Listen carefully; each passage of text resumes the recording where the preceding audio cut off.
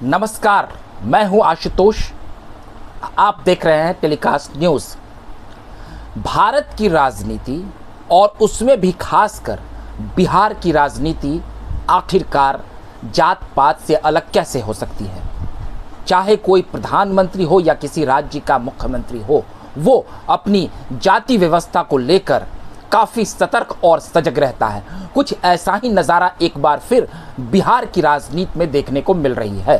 दरअसल जदयू पार्टी में एक शख्स ने सदस्यता ली है, उसके बाद तमाम मीडिया चैनल्स और अखबारों में और सोशल मीडिया पर उनकी चर्चाएं ज़ोरों पर हो रही है।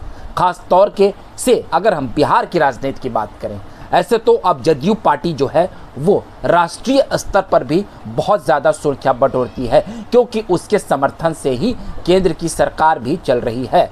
अगर जदयू में कुछ अगर केंद्रीय राजनीति में और एनडीए में कुछ क्षेत्रीय दल हाथ खींच ले तो सरकार विकट परिस्थिति में आ सकती है। ऐसे में पिछली दफ़ा जब जदयू की राष्ट्रीय कार्यकारिणी की कुछ दिनों पूर्व दिल्ली में बैठक हुई थी, तो वहाँ देश के दिग्गज मीडिया घराने के जो संवाददाता हैं, रिपोर्टर्स हैं, वो भी वहाँ पहुँचे थे।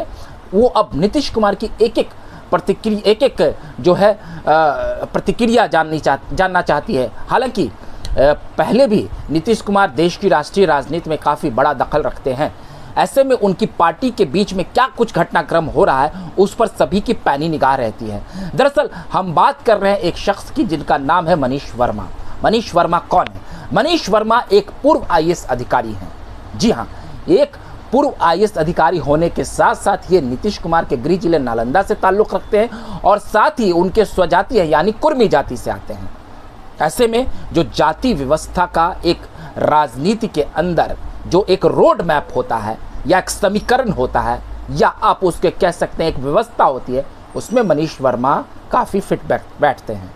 आम तौर पर यह देखा गया था कि पिछली दफ़ा जब आरसीपी शर्मा ने जदयू की बड़ी कमान संभाली थी तो वो भी नीतीश कुमार के गृह जिले से आते थे, वो भी पूर्व आईएएस अधिकारी थे और वो भी नीतीश कुमार के स्वजातीय कुर्मी जाति से थे।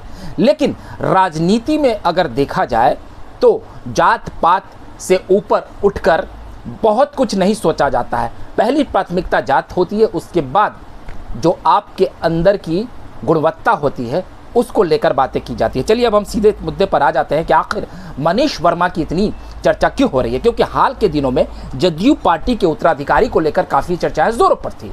ऐसे में कयास ये उठ रहे थे कि नीतीश कुमार क्या अपने पुत्र को भी राजनीति में लाएंगे। हालांकि ये होता संभव नहीं दिख रहा था, क्योंकि उनके पुत्र की रुचि राजनीति में बिल्कुल नहीं है और नीतीश कुमार की भी ये रुचि नहीं है कि वो अपने पुत्र को राजनीति में सीधे तौर पर लाएं, क्योंकि जो परिवारवाद की राजनीति को लेकर लगातार नीतीश कुमार हमला बोलते हैं उसमें वो फिट नहीं बैठेंगे। और एनडीए के साथ जो उनका गठबंधन रहा है, भाजपा भी इसको लेकर जोरदार तरीके से इस मुद्दे को उठाते रहती है, जो परिवारवाद का मुद्दा है। लेकिन देश भर की राजनीति में अगर आप देखेंगे किसी भी दल की, चाहे आप बिहार में राजद की बात कर लें या उत्तर प्रदेश में समाजवादी पार्टी की बात कर लें या स्टालिन की पार्टी की बात कर लें, सभी दलों में आप देखेंगे तो अपने परिवार की विरासत को वो दल आगे संभाल रही है। और जिनके परिवार में अगर मान लिया जिन्होंने कुछ शादियां नहीं की, जैसे अगर मायावती की बात करें या ममता बनर्जी की, तो उनके भतीजे भी राजनीति में हैं।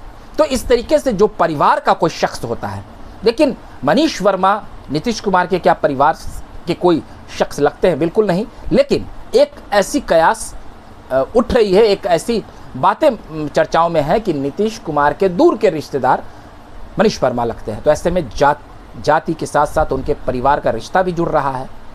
पिछली दफ़ा जब देखा गया था कि सर्वे सर्वा जो पार्टी के बन गए थे नीतीश कुमार के बाद आरसीपी सिंह, अब वो बाहर हैं, लेकिन अब वो एक नए तौर पर मनीष वर्मा का नाम आ रहा है। दरअसल मनीष वर्मा 1996 में उन्होंने आईआईटी कंप्लीट किया था। उसके बाद उन्होंने एक निजी कंपनी में नौकरी की, फिर 2000 बैच के वो आईएएस अधिकारी बन गए। उसके बाद से उड़ीसा काडर में वो अपनी सेवा दे रहे थे। वहाँ एक ज़िले में सबसे पहले वो एसडीएम बने थे, बाद में डीएम बने थे। हालांकि उनके ऊपर कई तरह के आरोप भी लगे, कई बार वो विवादों में भी रहे हैं। उनके ऊपर उड़ीसा सरकार के भीतर एक दो आरोप लगे। फिर जब वो यहाँ बिहार में जब आए थे, डेपुटेशन पर आए थे 2012 में, तब से नीतीश कुमार के साथ उनके जो ताल्लुकात थे काफ़ी बेहतर रहे। 5 साल वो यहाँ पर डेपुटेशन में आए थे, 6ठा साल उनको एक्सटेंशन मिला, उसके बाद से उन्होंने फिर वीआरएस लिया और वो यहीं के होकर रह गए। और अब उन्होंने उसके बाद वो नीतीश कुमार के सलाहकार के तौर पर सेवा दे रहे थे और अब उन्होंने पार्टी की बाकायदा सदस्यता ले ली है और ऐसी संभावनाएं जताई जा रही है कि वो अब पार्टी में नीतीश कुमार के उत्तराधिकारी होंगे, इसीलिए उनकी चर्चा जोरों पर हो रही है। उसके कई मायने हैं। वो नालंदा में उन्होंने नालंदा के उनका गृह जिला है, हालांकि उनका पालन पोषण और रहना गया में होता था और नीतीश कुमार के दूर के रिश्तेदार लगते हैं और उनकी जाति से भी आते हैं। तो अब ये संभावनाएं जोरों पर है कि पार्टी में उनको प्रमुख पद दिया जाएगा, पार्टी में वो पार्टी को अब संचालित करेंगे। और पूर्व में भी उन्होंने इस बार चुनाव में पर्दे के पीछे से पार्टी के लिए बड़ी रणनीति तैयार की थी। कई लोग कह रहे थे कि अब जदयू पार्टी हाशिए पे चली जाएगी, नीतीश कुमार की राजनीति हाशिए पे चली जाएगी, नीतीश कुमार अब संन्यास ले लेंगे। लेकिन जदयू पार्टी इस लोकसभा चुनाव के बाद और मजबूत होकर उभरी है। पार्टी में अब संगठन का विस्तार हो रहा है, पार्टी में एक नई ऊर्जा आ गई है और नीतीश कुमार केंद्रीय राजनीति में अब उनकी काफ़ी दखल है।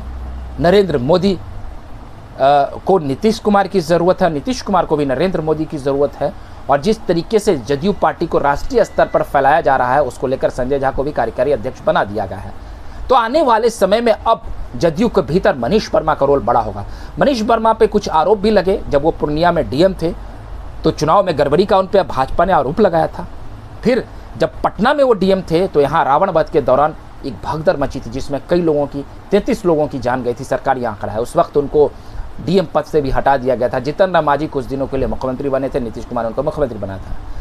कई तरह के सियासी सफ़र होते हैं जब भी आप राजनीति में होते हैं, आईएएस अधिकारी होते हैं या किसी बड़े ओहदे पर आप होते हैं, प्रधानमंत्री होते हैं। कई तरह के जब आप बड़े पद पर रहते हैं तो कई तरह के आरोप भी आप पे लगते रहते हैं। लेकिन कई ऐसे लोग होते हैं जो अपनी बेदाग छवि के लिए जाने जाते हैं, लेकिन कई लोग विवादों में भी रहते हैं। तो मनीष वर्मा कई मौक़ों पर विवादों में भी आते रहे हैं। इन सब के बीच नीतीश कुमार ने उनको बड़ा इनाम दिया है। अब पार्टी के भीतर उनकी चलेगी, ऐसी संभावना राजनीतिक जानकार और विश्लेषक ये बता रहे हैं।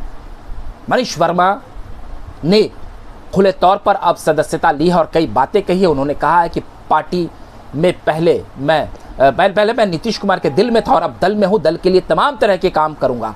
तो आने वाले समय अब जदयू की जो राजनीति है और जदयू जिस दिशा में जाएगी उसको लेकर मनीष वर्मा का रोल अहम होगा। नीतीश कुमार ने तुरुप का एक इक्का सामने रख दिया है। बहरहाल आपको ये वीडियो अच्छा लगा हो तो उसे प्यार दे दे। अगली बार हम फिर नए वीडियो के साथ हाजिर होंगे, तब तक के लिए आप हमें इजाज़त दीजिए। बहुत बहुत धन्यवाद।